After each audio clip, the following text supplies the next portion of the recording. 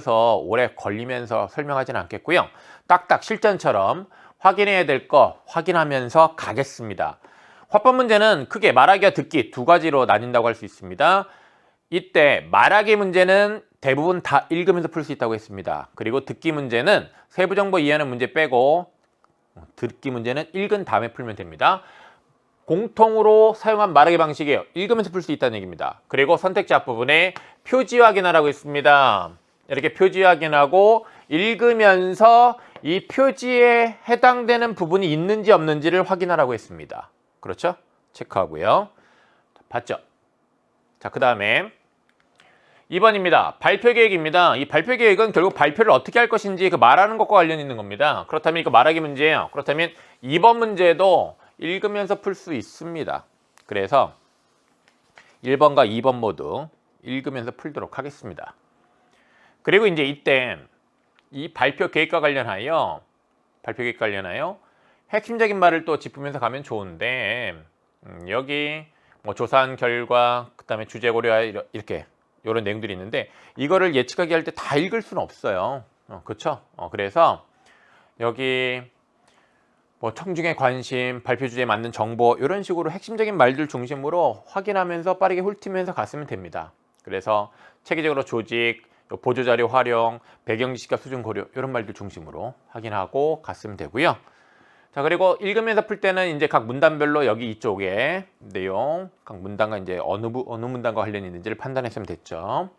3번 발표를 들은 듣기 문제입니다. 자, 이런 듣기 문제는 거의 지문과 크게 상관없이 이제 여러분이 풀면 돼요. 그래서 이건 다 읽은 다음에 풀도록 하겠습니다. 자, 그러면 이제 지문 보면서 1, 2번을 해결을 하도록 하겠는데 지문 읽을 때 선택지에 자주 사용되는 말들에 해당되는 부분을 빠르고 정확하게 이제 짚어내는 능력을 길러야 돼요. 그래서 예를 든다고 한다면 청중의 질문에 대해 자신의 경험을 사례로 이제 들어서 말한 부분이 있다고 한다면 청중의 질문 당연히 빨리 짚어야 되는 거고요. 전문가의 말을 인용? 그거 선택지 자주 나오면 그거에 해당되는 부분 당연히 빨리 짚어야 되는 거예요. 그리고 어려운 건 아니잖아요. 경험을 환기하는 질문이란 말이 있으면 그것도 역시 선택지에 자주 사용되는 말이니까 그에 해당되는 부분을 지문에서 빠르게 짚을 수 있으면 됩니다. 어려운 거 아니죠.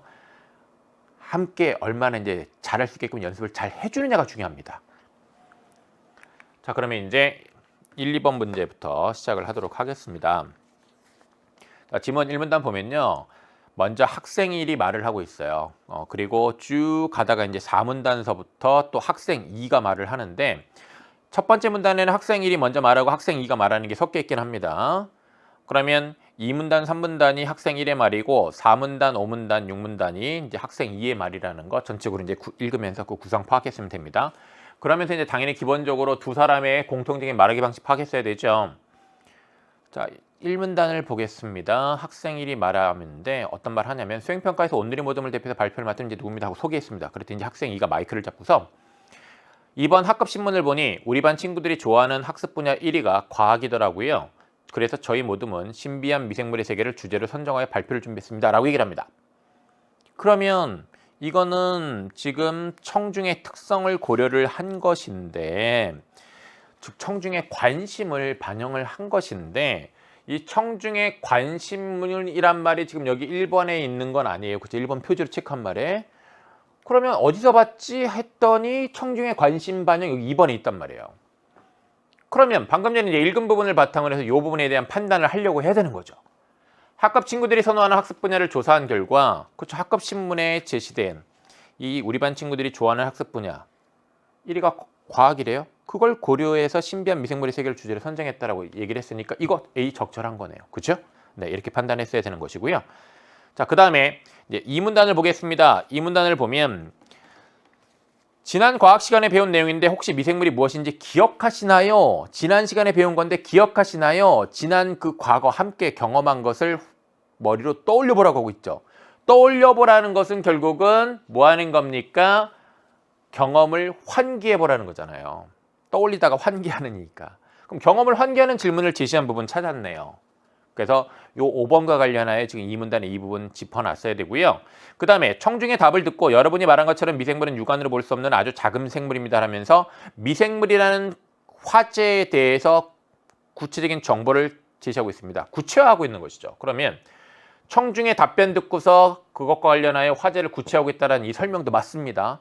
그러면 이러한 말하기 방식을 학생 1이 사용한 걸 확인했으니까 학생 2가 또 사용한 걸 확인만 하면 되는 거예요.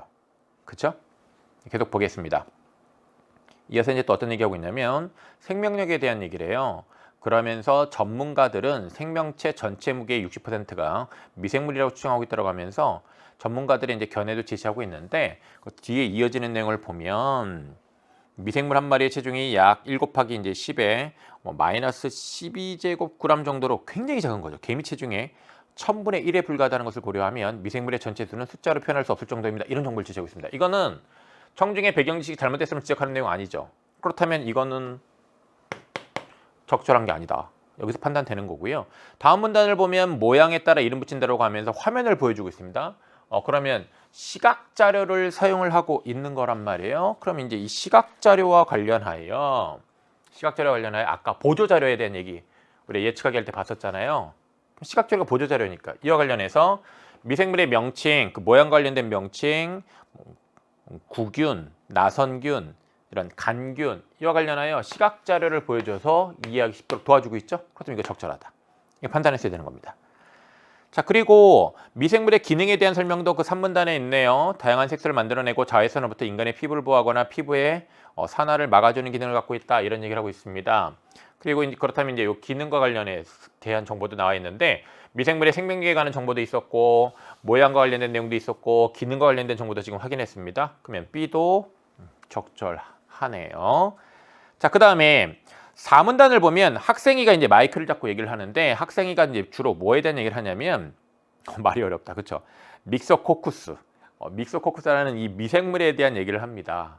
그러면서 거기 5문단에 보면 여러분 어제 점심 급식에 나온 생선을 기억하시나요? 청중의 말을 듣고 맞아요. 경험을 환기하는 질문을 던진 다음에 대답 듣고 맞아요 하면서 자반고등어가 나왔죠. 고등어에 소금을 뿌려 만든 자반고등어는 감칠맛이 나는데 그 맛의 비결도 바로 미생물입니다 라고 얘기를 한단 말이에요. 이 말은 결국은 그렇다면 또 역시 경험을 환기하고 청중의 대답과 관련지어서 화제를 구체화한 거네요. 그러면 학생 2도 이 말하기 방식을 사용하고 있다. 확인됐습니다. 답 5번 이렇게 골라야죠. 네. 자, 그리고 이어지는 말을 보면요. 거기 5문단에 이제 중간 정도에 보면 청중의 반응을 확인한 후 대부분 모르시는군요 라는 얘기를 합니다. 그러니까 대답 듣고 반응 확인한 다음에 모르시는군요 하면서 글루탐 선언하면서 보충 설명을 해주고 있어요. 그러면 이 말은 결국은 여기 배경 지식과 수준 고려해서 모르는 전문 용어에 대해서 추가적으로 설명을 해주고 있는 것이 맞죠? 네. 그러니까 5번도 적절합니다. 그리고 끝으로 가면 손을 든 청중의 질문을 듣고 그 5문단의 뒷부분입니다. 미생물 때문에 자반고등어가 상하진 않는지 궁금하시군요 하면서 청중의 질문과 관련하여 설명을 하고 있는데 이때 자신의 경험을 사료로 들고 있지는 않습니다. 그렇다면 이것이 학생이 말하기 방식도 아닙니다. 그렇죠? 자, 그 다음에 6문단 다양한 분야에서 미생물이 활용되고 있다는 얘기를 하고 있는데 이 미생물의 활용과 관련하여 종류별로 나눈 다음에 그 종류별로 어떤 분야에서 활용되고 있는지 소개하고 있지는 않아요. 그냥 미생물은 의료, 미용, 의학, 에너지 등 다양한 분야에서 활용되고 있다고 언급하고 있을 뿐이지 미생물의 종류에 따라서 각각 종류별로 어떻게 다른 분야에서 활용되고 있는지를 소개하고 있는 이런 정보는 없죠. 그렇다면 요 C가 반영되지 않은 거네요. 그러니까 이게 답은 3번이 되겠네요. 그죠? 그래서 여기 이 나머지 것들에 대해서는 지금 우리가 읽으면서 판단을 다 했습니다.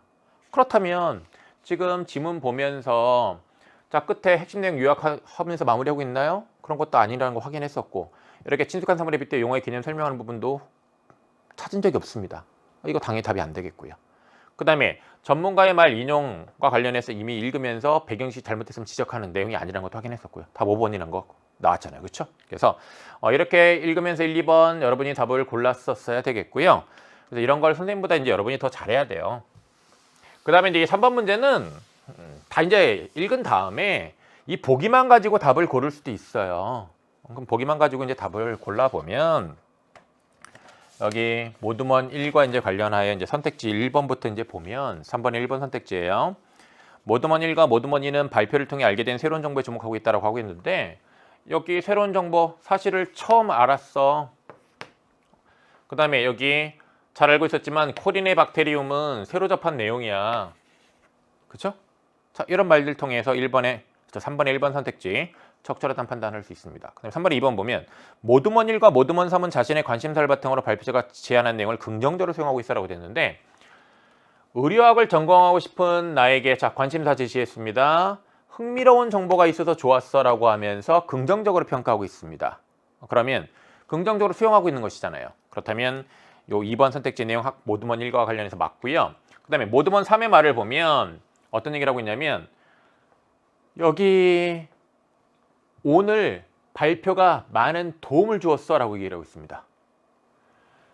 미생물의 다양한 역할 내가 관심이 있는데 오늘 발표가 나한테 도움이 궁금했는데 도움을 줬어. 나는 친환경 에너지에 관심이 많다. 이런 자신의 관심사와 관련하여 미생물이 활용된 사례에 대해 조사해봐야겠어라고 얘기를 합니다. 그러면 자신의 관심사와 관련하여 오늘 발표가 많은 도움을 줬다라고 지금 평가한 거니까 긍정적으로 수용한 거잖아요.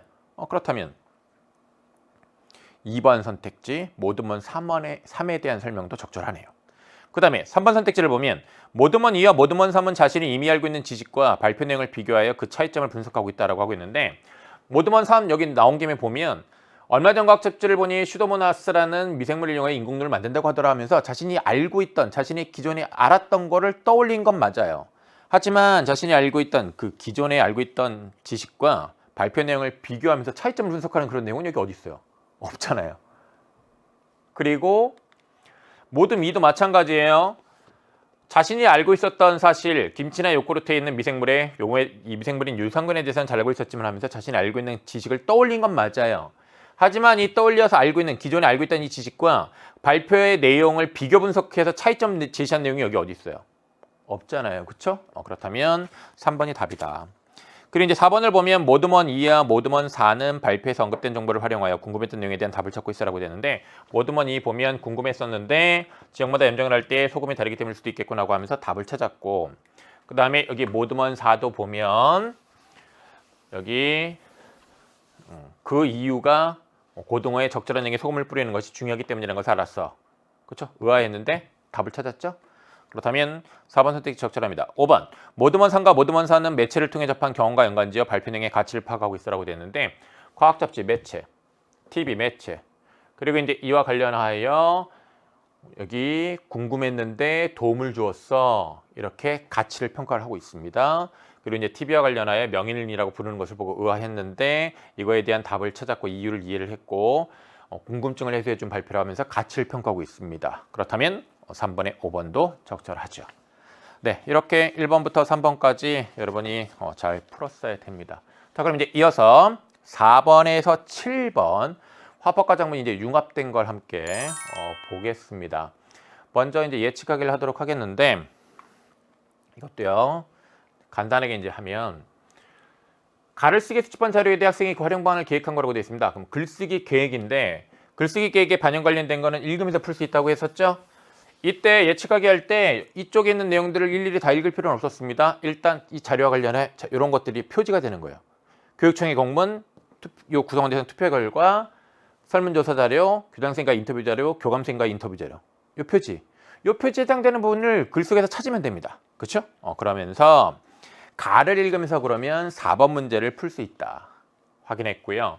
그 다음에 5번을 보면 기억에 대한 교사의 조언이다. 보기를 반영해 기억을 수정한 내용을 가장 적절한 것으로 되어 있습니다. 이건 다 읽은 다음에 요 보기에 이제 조건이 지시되어 있을 거예요. 요 조건에 부합하는 것 고르면 되는 거죠. 그 다음에 6번을 보면 나의 담화 흐름을 고려할 때 A에 대한 이해를 적절하지 않은 것이라고 되는데 기본적으로 이렇게 흐름과 관련해 밑줄 쳐놨으면 이런 거 읽으면서 여러분 풀면 돼요. 그리고 7번 문제 토의의 일반적인 과정을 설명한 것이라고 하고 있는데 위 토의 참여자들의 발언을 분석한 내용으로 적절하지 않은 것 이렇게 되어 있는데 여러분이 읽으면서 푸는 것 자체가 능숙하면 사실은 6번, 7번을 다 읽으면서 풀었어도 됩니다. 그것도 가능해요.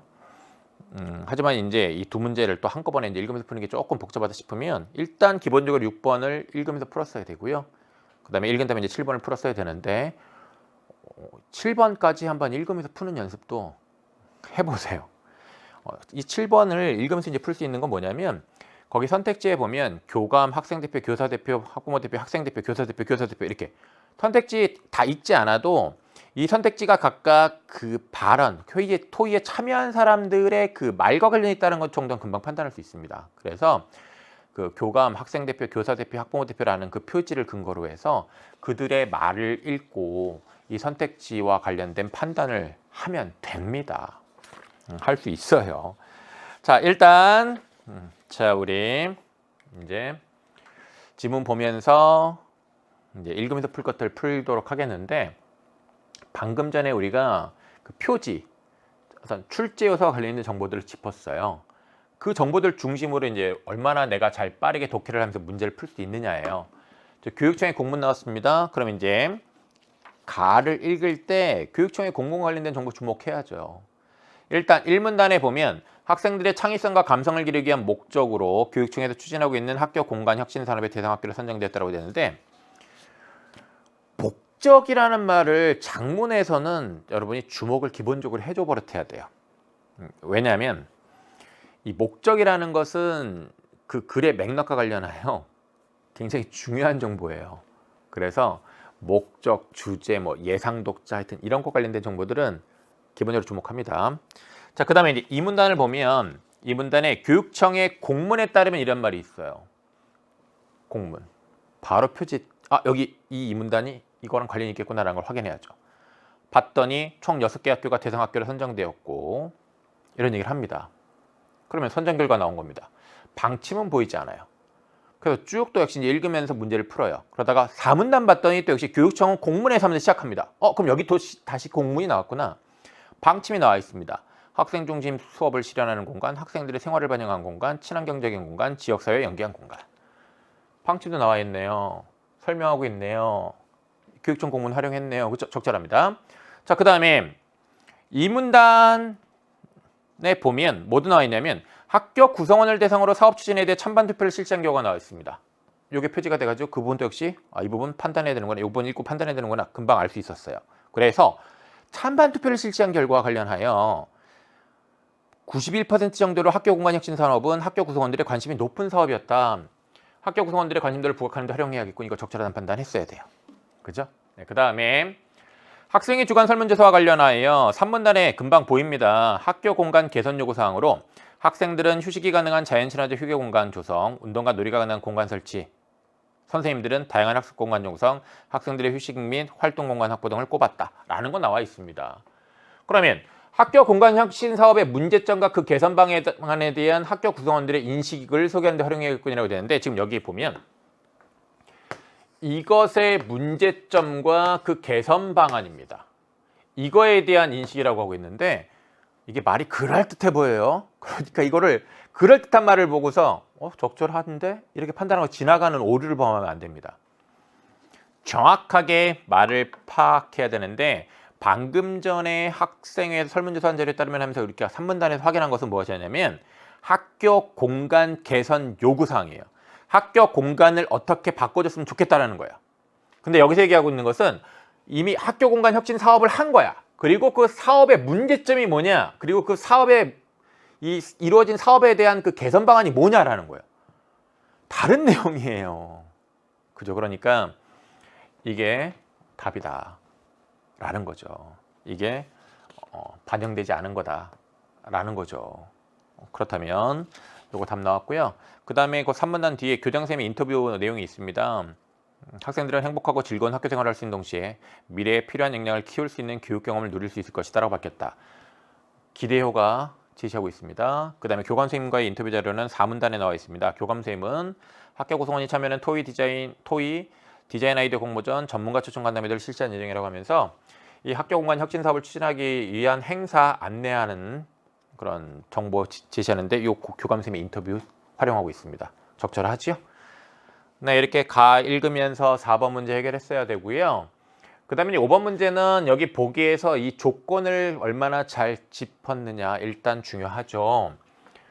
이건 조건에 맞게 표현하기예요. 그래서 이제 기사에서 다루고 있는 핵심 사건을 명시하여 표제를 쓰면 좋겠어라고 얘기하고 있습니다. 그럼 여기 기사에서 다루고 있는 핵심 사건은 뭐죠? 기사는 맨 앞부분에 이제 전문이라고 불리는 그 기사의 핵심 내용을 제시하는 부분이 있습니다. 그럼 거기를 보면 학교 공간 혁신 사업의 대상 학교로 선정되었다라는 것이 핵심 사건이겠죠. 그렇죠? 그래서 거기서 조건 짚었어야 되고요. 그 다음에 부재를 추가하되 사업의 목적과 관련된 정보를 활용하라고 되어 있습니다. 그럼 사업의 목적은 학생들의 창의성과 감성을 기르기 위한 겁니다. 그리고 이런 창의성과 감성을 기르는 것과 관련하여 교장 선생님께서는 어떤 얘기를 하고 있냐면 미래에 필요한 역량을 키울 수 있는 교육 경험을 누릴 수 있게 될 것이라고 기대 효과를 또 얘기하고 있거든요. 사업 추진에 따른 학교의 변화 방향이 부각되도록 하는 것이 좋겠어라고 얘기하고 있습니다. 그러면 부재에 이런 학교의 변화 방향이 제시가 되는 겁니다. 그럼 표제의 핵심 사건, 부재의 학교의 변화 방향 이게 제시가 되어야 돼. 이게 조건이에요. 그렇죠? 네, 그러면 이 조건과 관련해서 이제 우리가 선택지에 대한 판단을 해보면 표제의 핵심 사건이 제시가 돼야 되는데 핵심 사건은 우리 학교가 학교 공간 혁신 사업의 대상 학교로 선정됐다라는 겁니다. 그게 바로 핵심 사건이죠. 그러면 교육청 학교 공간 혁신 사업 진행, 교육청이 학교 공간 혁신 사업 신청하기로 학교 공간 혁신 사업의 추진을 위한 토의겠지. 이런 것들이 핵심 사건이 아니다. 4번과 5번이 여기 표제가 적절하죠. 그러면 4번과 이제 5번의 부재를 봐야 되겠죠. 부재를 보면 변화 방향이 지시가 됩니다. 학생, 학부모, 교사가 하나가 되어 이런 뜻깊은 성과다라고 이렇게 포함된 이 핵심 사건에 대해서 그냥 성과라는 측면을 강조하고 있습니다. 그러면 변화의 방향이 지시되어 있지는 않아요. 근데 여기 5번의 부재를 봤더니 창의성과 감성을 키울 수 있는 창의성과 감성을 키운다라는 것은 결국은 사업의 목적과 관련이 있잖아요. 사업의 목적 읽을 때 주목하라고 했잖아요. 1문단에 나와 있잖아요. 이와 관련하여 변화의 방향, 즐거운 생활 공간이 조성될 것이다. 제시되어 있습니다. 그럼 이거 조건 모두 충족하죠. 그러니까 5번 이렇게 골라야 되는 거죠. 그죠? 네. 다음 6번입니다. 나의 담화 어름을 고려할 때 A에 대한 이해로 적절하지 않은 것 이렇게 되어 있는데 이것도요. 이제 나를 읽으면서 풀어야 돼요. 그럼 이제 나를 읽으면서 풀어야 되는데 A, B, C, D 이제 밑줄 쳐져 있으니까 그 밑줄 부분과 관련해서 이제 판단을 하면 되는데 이 과정에서 사실은 능숙하면 7번 문제도 풀 수 있었다. 여러분 꼭 다시 한번 해보기 바라고요. 이렇게 하는 거예요. 사회자 말이 있고요. 이제 교감 선생님 말이 있습니다. 이 사업은 기본적으로 공간 주권을 실천하고 민주주의 학교 문화를 정착하기 위한 사업입니다. 하면서 공간 주권이라는 하면서 이제 개념 설명하고 있습니다. 그러면 이 개념 설명한 것이 자 뭐랑 연결되느냐?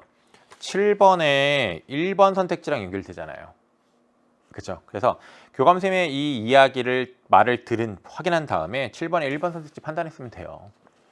예측하기 할 때 7번에 1번 교감 이렇게 표시해놨었잖아요. 그러니까 교감 선생님이 얘기한 거 읽고 판단하면 되는 거죠. 자, 그리고 이제 그 교감 선생님 얘기를 마저 보면 학교 주체의 요구를 충실하게 반영하여 학교 공간을 변화시키는 것이 중요합니다. 아울러 이 사업을 추진하는 교육적 목적도 고려해 좋은 의견을 주셨으면 좋겠습니다라고 했더니 사회자가 A라고 얘기하고 있는데 학교 생활에 대한 구성원들의 만족도를 높이면서 학생들의 역량을 키울 수 있도록 학교 공간을 설계해야 한다는 말씀인 것이죠. 이 말은 결국 교감 선생님의 발화 의도를 추론한 거잖아요. 그래서 그것이 맞는지 확인하고 있습니다. 만족도를 높이면서 학생들의 역량을 키울 수 있도록 하는 학교 공간을 설계한다는 그런 의도로 말씀하신 것이죠 하면서 확인하려고 하고 있잖아요. 확인하고 있잖아요. 그러니까 1번 적절하겠습니다. 자, 다음에 이제 이어지는 말 보면 학생 대표의 이제 의견을 듣고 있는데 학생 대표는 신문을 통해 보도된 바와 같이 자, 이 학생 대표의 말 보고서 역시 7번에 또 2번 선택지의 일부를 판단했으면 됩니다. 자, 어쨌든 학생 대표 신문을 통해 보도된 바와 같이 학생들은 휴식과 놀이, 운동 등이 가능한 공간을 원하고 있다 이런 얘기하고 있고요. 그 다음에 이제 교사 대표가 또 얘기를 하고 있습니다. 교사 대표는 고등학교 사례를 들어서 작은 도서관이 있었으면 좋겠다라는 의견을 제시하고 있습니다. 고등학교 사례, 이것도 역시 7번 문제 판단하는 근거가 되죠. 자, 그럼 여기서 우리가 하나 생각을 좀 해보면요. 토의는 결국은 그 토의 참여자들이 자신의 의견, 주장을 얘기를 해요. 토론도 마찬가지예요. 주장을 얘기하는 거예요. 근데 이렇게 주장을 얘기할 때 그 자체가 타당성 있고 설득력을 가지려면 뭐가 중요할까요?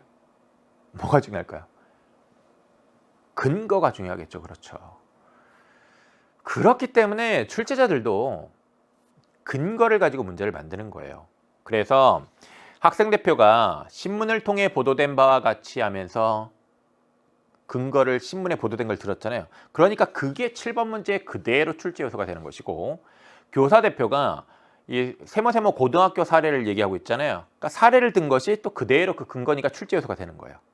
그러면 기본적으로 토의와 토론을 읽을 때는 근거에 해당되는 정보들을 주목하면서 읽어야 돼, 안 읽어야 돼요? 읽어야 되겠죠. 그게 잘하는 겁니다. 좋아요. 그 다음에 사회자 있고 학부모 대표는 자, 어떤 말 주목하게 돼요? 근거 나와 있잖아요. 그렇죠? 학부모 대표가 든 근거는 전문가의 견해입니다. 대부분의 교육학자는 아이들의 취미 및 여가 활동을 보장해 주는 것이 전문가의 견해를 끌어와하고 있죠. 그렇다면 이것이 그대로 또 역시 그래서 7번 문제의 출제 요소가 된 겁니다. 그리고 학부모 대표의 밑줄 친 B를 보면요. 주민 전용 공간을 설치할 필요가 있는지 의아스럽겠지만 학부모 대표가 지역 주민들의 교육이나 문화생활을 위한 전용 공간이 있었으면 좋겠어요 라고 말한 것과 관련하여 이런 저의 주장에 대해서 의아스럽겠지만 평생교육의 장으로서 학교의 역할을 확대하고 마을 공동체에 연계한 교육 과정 운영을 활성화하려면 꼭 필요한 공간이 아닐까요 하면서 예상되는 그 이견, 어떤 다른 견해에 대해서 자기가 이제 왜 이런 견해를 제시했는지 밝히고 있어요. 그거는 결국은 토의 참여자가 제시할 수 있는 이견에 대해서 해명을 하고 있다고 볼 수 있는 것이죠. 이런 해명을 통해서 제가 이렇게 말한 거는 마을 공동체 연계한 교육과정 운영을 활성화하려면 이런 평생 교육의 장으로서 이런 주민 전용 공간이 꼭 필요한 겁니다라고 얘기한 거니까 자기 의견의 타당성을 밝히는 바라고 또 얘기할 수 있겠죠. 그렇다면 2번 적절하고요. 다음 사회자의 말을 보면요. 공간혁신 사업의 예산이 한정되어 있다 보니 지금 나온 의견들을 모두 수용하기는 어렵습니다. 예산 한정되어 있다는 사실을 다시 한번 밝히고 있고요. 다시 한 번이 아니라 어쨌든 여기서 제시하고 있고요. 이 의견들 중에서 선택을 해야 할 것 같은데 우선순위를 정하는 것이 좋을까요? 어떻게 우선순위를 정하는 것이 좋을까요? 라고 의견을 구하고 있습니다.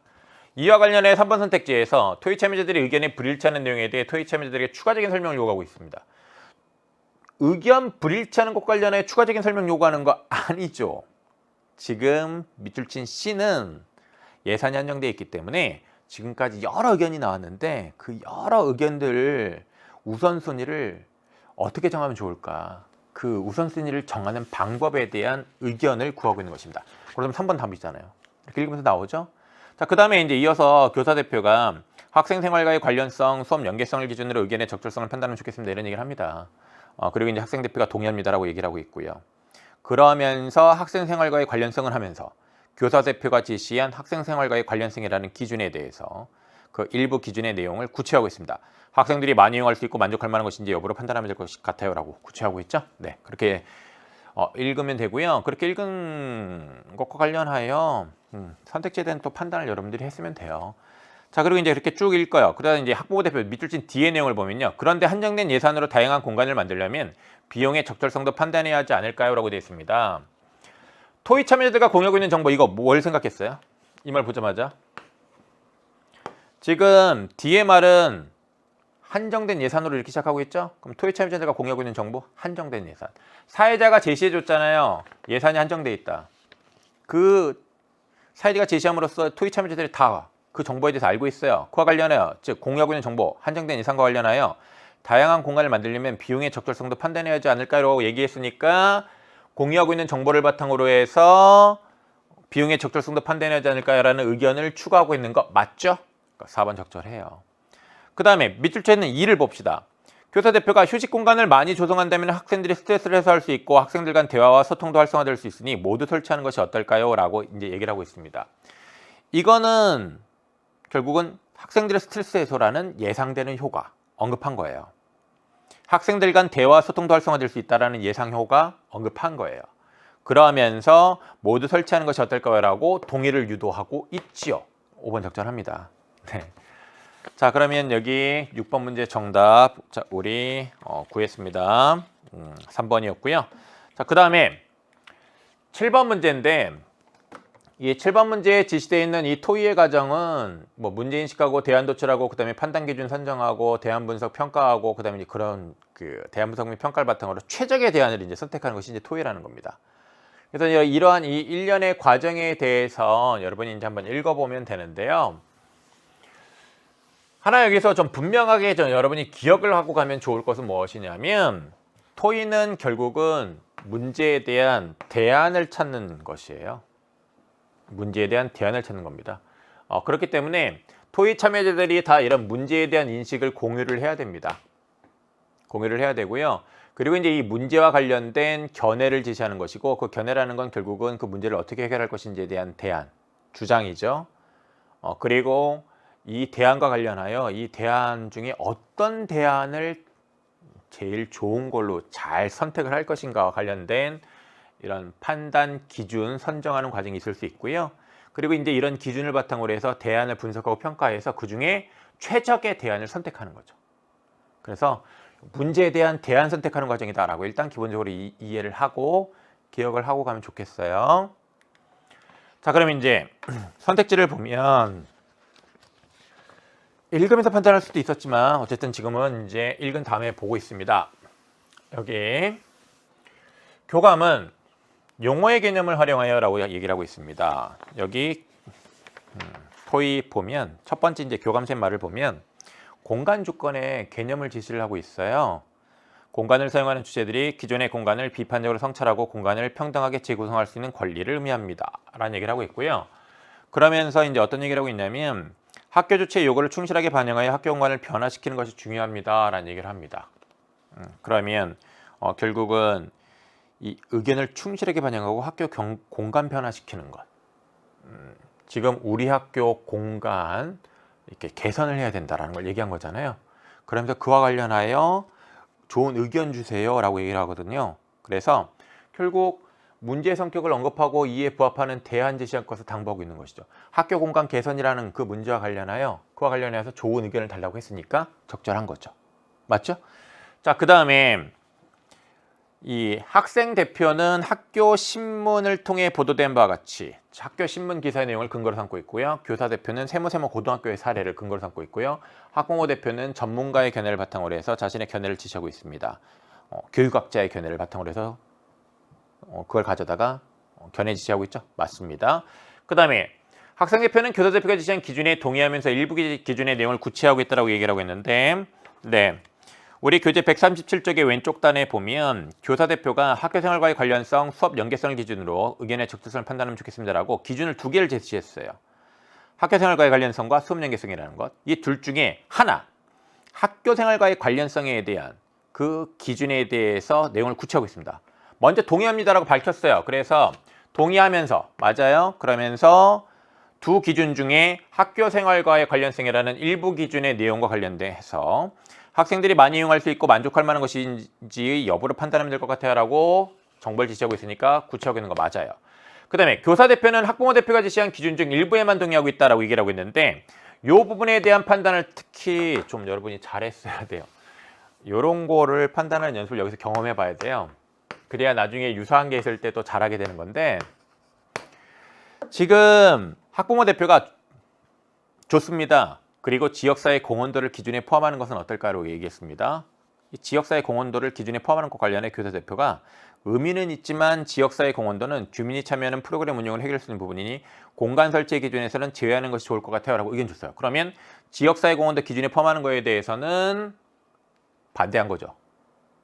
그리고 학부모 대표가 그러네요 라고 했더니 밑줄 T 비용의 적절성도 판단해야 하지 않을까라고 얘기했더니 그거에 대해서는 교사 대표가 맞습니다. 그 기준은 반드시 고려할 것 같습니다. 비용 대비 효과를 따져보는 게 좋겠습니다라고 하면서 동의하고 있어요. 그러니까 하나는 반대하고 하나는 동의한 거잖아요. 그러니까 제시한 이 학부모 대표가 제시한 기준 중에 둘 중에 하나만 동의했으니까 일부에만 동의하고 있는 거죠.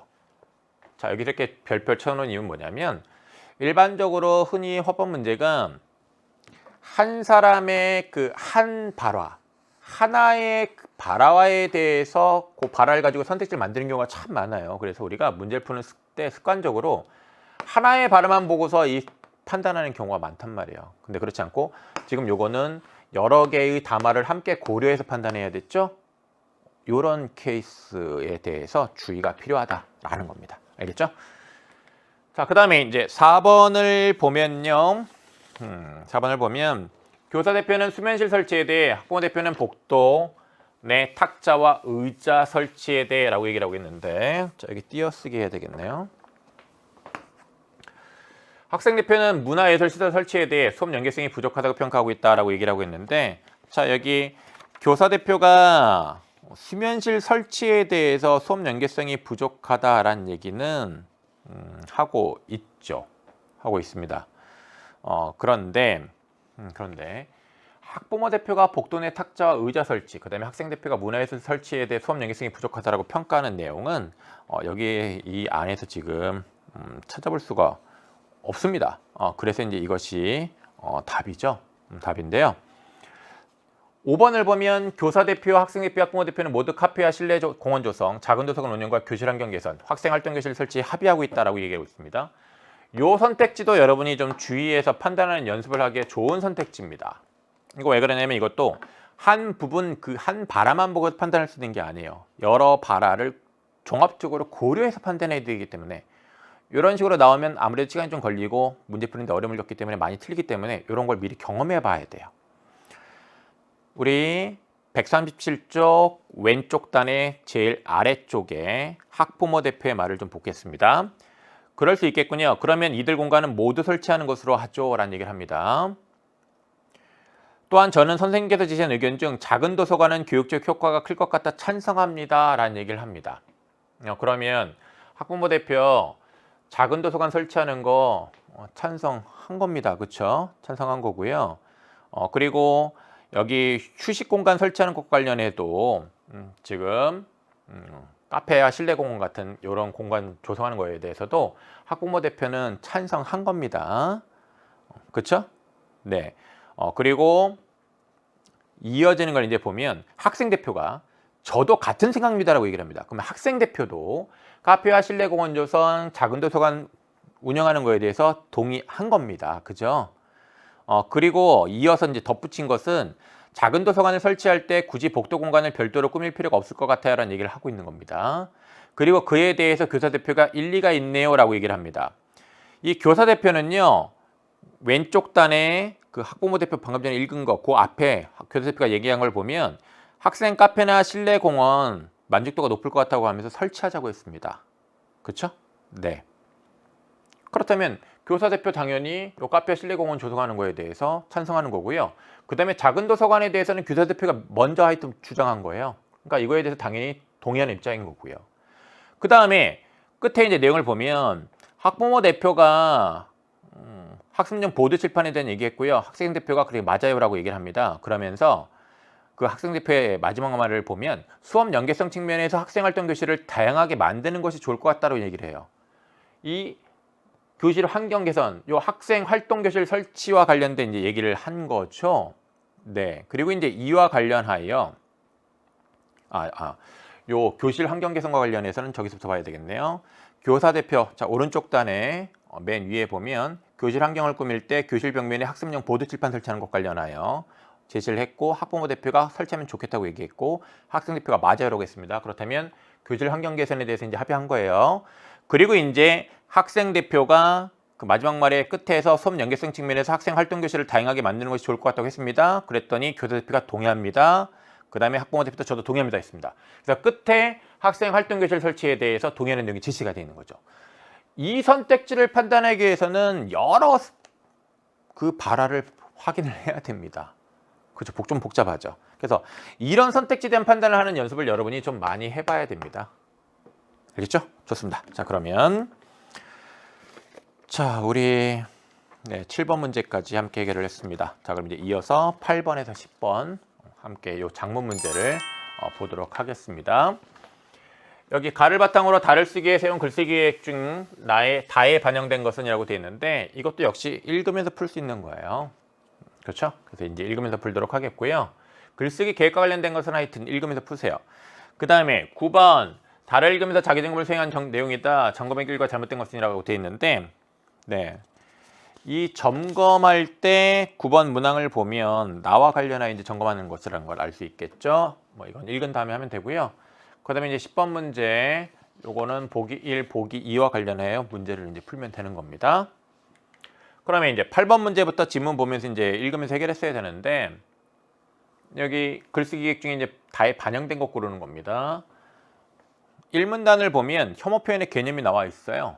그러면서 바로 밑줄 쳐 있는 A, B. 우리나라 성인의 대다수가 혐오 표현으로 피해를 당한 적이 있을 만큼 하면서 청소년들의 경우 혐오 표현을 사용한 경험의 비율이 성인들에 비해 2배 정도 빠르게 증가하는 추세를 보고 있습니다라고 하면서 제시한 개념 관련된 문제점을 제시하고 있습니다. 근데 여기는 뭐라고 하고 있냐면 혐오 표현의 유형별 특징을 언급한다고 했죠. 혐오 표현의 유형별 특징은 없어요. 혐오 표현의 개념 제시한 건 맞지만 이 부분의 내용은 제시가 되어 있지 않아요. 지금. 주제를 고려해 최근 대중매체 온라인에서 널리 사용되고 있는 혐오 표현의 사례를 소개해야겠어라고 됐는데 1문단에 최근 대중매체 온라인하고 시작하고 있습니다. 그래서 이 말을 언급하고는 있는데 이런 사례를 소개하고 있는 내용은 읽어보면 없어요. 그 다음에 2문단 보면 부정적 영향 나와 있습니다. 뭐의 부정적 영향이냐면 혐오 표현이 청소년에게 미치는 부정적 영향이죠. 이거는 문제점이 제시가 되어 있는 것이죠. 네. 그리고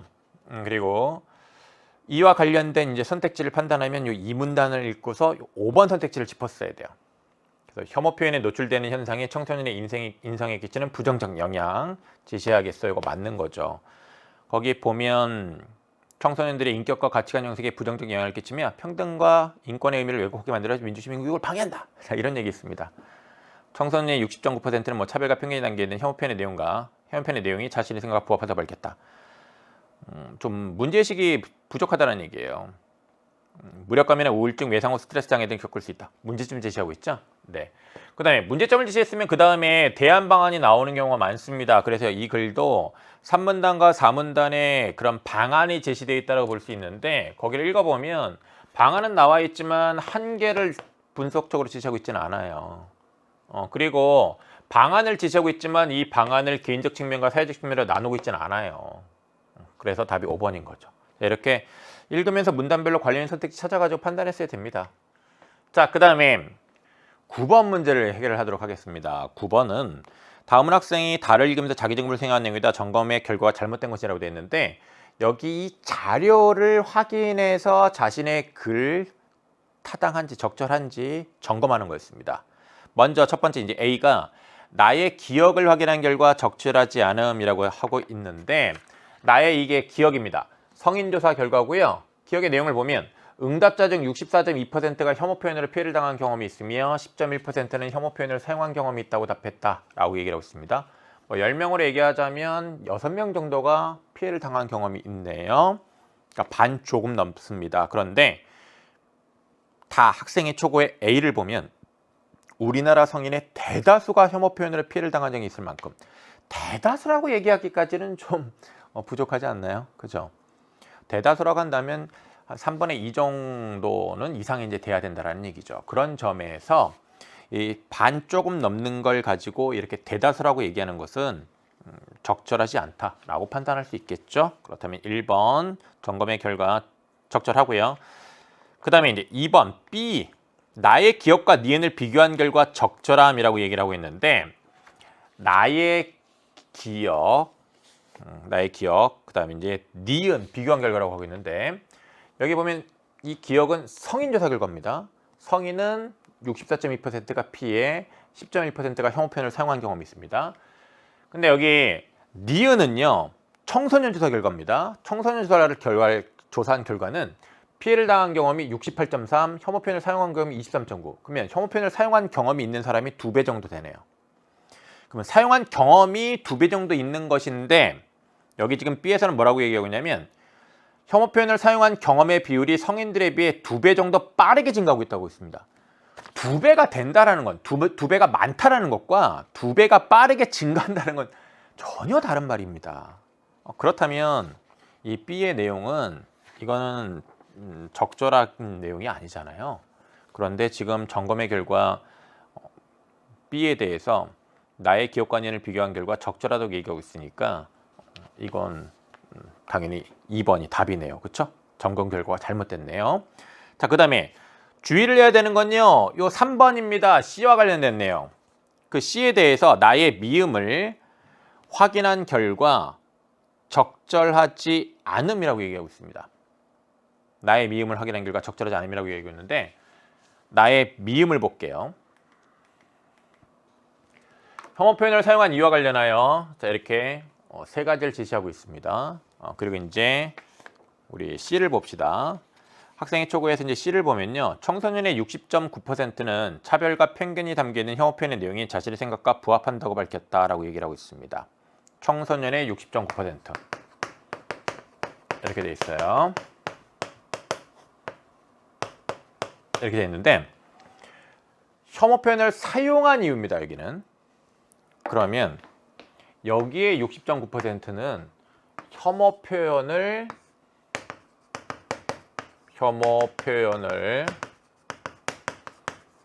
사용한 청소년들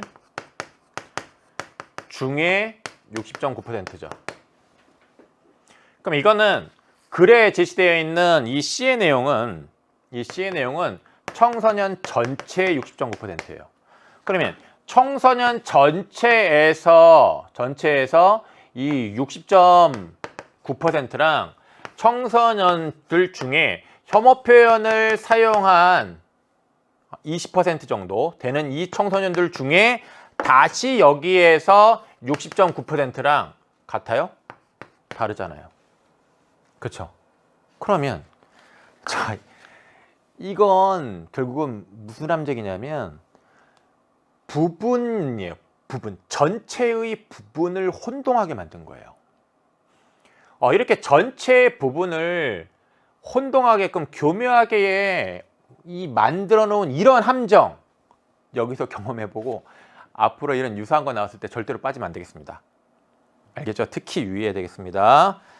자, 좋습니다. 자, 그래서 우리 이 9번에 3번과 관련해서 중요한 것 여러분들이 고려해야 될 것 강조했고요. 4번 보겠습니다. D에 대해서 나의 디귿을 확인한 결과 적절함이라고 하고 있는데 여기 디귿을 보면 혐오 표현으로 피해를 당한 장소라고 되어 있습니다. 온라인이 제일 많네요. 그래서 이제 거기 D를 봤더니 청소년들의 혐오 표현 피해가 온라인에서 가장 많이 발생하고 있다고 하고 있습니다. 그렇다면 그 D의 내용은 적절하네요. 그렇다면 점검 결과가 적절하다고 했습니까? 맞습니다. 그 다음에 이제 5번 2에 대해서 나의 리을과 미음을 확인한 결과 적절함이라고 되어 있는데 나의 리을과 미음을 봅시다. 여기 피해를 당했을 때의 대응 방식을 보면 그냥 무시하거나 자리를 피하는 소극적 대응 방식이 많네요. 그 다음에 사용한 이유에 대해서는 혐오 표현이 자신의 생각과 부합한다는 것은 혐오 표현에 대한 문제의식이 부족한 거죠. 그죠? 문제의식이 부족한 건데 자, 이에 대해서 거기 2에서는 뭐라고 얘기하고 있냐면 혐오 표현을 사용한 청소년들 중 절반 이상은 문제의식 없이 혐오 표현의 내용에 동의하고 있다. 문제의식 없이 동의하고 있다는 얘기예요. 그리고 이제 여기 절반 이상이죠. 혐오 표현으로 피해를 당한 청소년들은 또 소극적 대응을 하는 경우가 더 많습니다. 이렇게 적극적으로 반대 의사를 표현하는 것보다 소극적으로 대응하는 게 훨씬 많은 거죠. 그렇다면 이 자료들을 봤을 때 2의 서술은 적절하다. 그렇다면 점검 결과 적절하다고 얘기한 것도 맞다. 네, 9번까지 함께 해결했습니다. 9번의 정답은 2번이었습니다. 다음에 이제 10번 볼게요. 보기 1은 A에 대한 검토 의견이고 보기 2는 보기 1을 참고하여 글 쓰니까 A를 고쳐 쓴 과정이다. 보기 1을 이해한 내용으로 이제 가장 적절한 것은 이라고 얘기를 하고 있는데 이 보기 1에서 이제 우리가 짚어야 되는 건 뭐냐면 검토 의견을 이제 짚었어야 되는데 일단 여기 검토 의견을 뭐라고 얘기하고 있냐면 일단 주장은 명료하다 라는 얘기를 해요. 그런데 어떤 정보도 함께 제시하면 좋겠냐고 얘기하고 있냐면 교육적 노력에 관한 정보도 있어야 되지만 정부와 언론의 역할도 함께 제시하는 것이 좋겠어. 그래서 요 부분 요게 이제 조언이잖아요. 그러면 요게 결국은 이게 뭐가 되냐면 조건이 되는 겁니다. 그래서 요 조건 이게 첫 번째 조건이 되는 거예요. 그 다음에 교육적 노력의 중요성과 의의가 더 부각되도록 해야 된다는 얘기는 결국은 정부와 언론의 역할도 함께 지시해야 되겠지만 교육적 노력을 더 강조하라는 얘기예요. 그럼 이것도 조건이 된다. 두 번째 조건이 된다. 그 다음에 설득의 효과를 높이기 위해서 서리법이나 비유법 중 하나를 사용하는 것도 이것도 조건이 됩니다. 그럼 이게 세 번째 조건이 된다. 그래서 여기서 조건 3개 찾았어야 됩니다. 이렇게 조건 3개를 잘 찾았는지 확인을 해야 되겠고요. 그 다음에 이 3개의 조건과 이제 관련하여 우리가 이제 거기 선택지에 대한 판단을 해야 되는데 일단 1차 수정한 걸 봅시다. 1차 수정한 걸 보면 미디어 리터러시 교육 혐오 표현 대응 교육만으로는 결코 혐오 표현 문제를 해결할 수 없다는 얘기를 하면서 즉 교육만으로는 해결할 수 없다. 정부와 언론의 역할이 훨씬 중요하다는 얘기합니다. 그러면 교육에 대해서도 언급하고 있고 정부와 언론의 역할에 대해서 언급을 하고 있는데 정보 언론의 역할이 훨씬 중요하대요. 그러면 이거는 지금 몇 번째 조건? 앞서 짚었던 두 번째 조건. 교육적 노력의 중요성과 의의가 더 부각되도록 내용을 구성하는 두 번째 조건을 지키지 못한 거죠. 그리고 이어지는 걸 보면요. 여기 규제하는 제도를 만들어야 되고 그 다음에 자정 노력을 해야 할 것이고 깨끗한 물이 흐르는 사회가 될 것이다. 비유적 표현도 사용하고 있습니다. 그럼 세 번째 조건까지 충족한 거네요. 그러면 같이 언급하는 첫 번째 조건, 비유적 표현 사용한 세 번째 조건, 근데 두 번째 조건은 안 지켰어요. 첫 번째 조건이랑 세 번째 조건만 지킨 거죠. 이렇게 이 1차 수정 글을 읽었어야 되겠고요. 그 다음에 이제 2차 수정 글을 보면 물론 정부에서 혐오 표현을 규제하는 제도를 마련하거나 언론에서 혐오 표현을 자정하는 노력을 기울인다면 문제를 더 효율적으로 해결할 수 있을 것이다 라는 얘기를 해요. 그러면 제도 마련, 정부와 관련하여 언론과 관련하여 자정하는 노력, 정부와 언론의 노력 필요하다는 거 언급합니다. 그러면서 여기 교육적 노력을 강화해야 한다. 요것도 같이 지시합니다. 그러면 같이 함께 지시했으니까 첫 번째 조건 지킨 거죠. 그 다음에 교육적 노력을 강조하고 있습니다. 이 문제를 근본적으로 해결하기 위해서는 교육이 필요하다라고 얘기를 한 것이니까 두 번째 조건을 지시되는 것, 교육적 노력의 중요성과 의의가 더 부각되도록 내용을 구성하는 것 맞아요. 그 다음에 여기 끝에 용어 자체가 사라질 수 있지 않을까, 사라질 것이다 라는 그런 의미를 의문문을 통해서 지시했으니까 서리적 표현, 서리법입니다. 그럼 세 번째 조건도 사용한 거예요. 그러면 첫 번째, 두 번째, 세 번째 조건을 다 지킨 거네요. 그러면 1차 수정에서 2차 수정으로 이렇게 고친 이유가 뭡니까? 주장이 명료하게 드러나지 않아 2차 수정으로 고친 걸까요? 거기 보기 1을 보면요. 주장이 명료하게 드러난 점이 좋았어 라고 얘기를 하고 있습니다. 주장이 명료하다라는 건 장점이었어요. 문제점이 아니었어요. 그러니까 문제점이 아닌 걸 이렇게 가지고 고쳤다라고 얘기하는 이 1번 선택지는 당연히 적절하지 않겠죠. 자, 그 다음에 2번. 정부와 언론의 역할이 구체적으로 1차 수정에 제시되어 있지 않나요? 정부와 언론의 역할 1차 수정에도 제시가 되어 있습니다. 정부에서는 혐오 표현을 규제하는 제도를 마련해야 되고 언론에서는 자정 노력을 해야 된다고 구체적인 안 제시되어 있습니다. 1차 수정에서 교육적 노력의 중요성과 의의가 부각되지 않았죠. 즉 두 번째 조건을 지키지 못했습니다. 그렇기 때문에 2차 수정에서 교육적 노력을 강화해야 한다라고 하면서 그 부각하는 표현으로 바꿨습니다. 그러니까 정답은 바로 이 3번이라는 것 금방 판단할 수 있었죠. 1차 수정에서 설득의 효과를 높이는 표현 방법을 사용하지 않아 2차 수정을 고쳤다고 됐는데 설득의 효과를 높이는 표현 1차 수정에서는 비유법 사용했고 2차 수정에는 서리법 사용한 겁니다. 그러니까 사용하지 않아라고 얘기하는 건 적절하지 않겠죠. 교육적 노력과 제도적 노력을 함께 제시하지 않아라고 얘기하고 있는데 1차 수정에서도 교육적 노력, 제도적 노력 다 함께 언급했습니다. 정부에서 혐오 표현을 규제하는 제도를 마련해야 한다 이런 언급이 있었잖아요. 그러니까 역시 5번도 답이 될 수 없습니다. 답 3번이죠. 이 문제를 빨리 풀기 위해서는 1차 수정 때부터 제시되어 있는 보기 1에 제시되어 있는 조건 3가지와 관련하여 어떤 조건을 충족했고 어떤 조건을 충족하지 못했는지를 파악했어야 돼요. 그리고 그와 관련해서 2차 수정에서 어떻게 수정이 이루어졌는지를 확인했어야 되는 것이죠. 자, 그런 연습 했으면 됩니다. 자, 힘드네요. 그렇죠? 1번부터 10번까지 자, 우리 50분 좀 남짓 걸려서 다 함께 이제 봤습니다. 자, 우리의 강의 여기서 끝내냐? 여기서 멈출 수 없죠. 우리 문법까지 공부를 하도록 하겠습니다. 선생님 강의가요. RT가 원래 70분이에요. 70분인데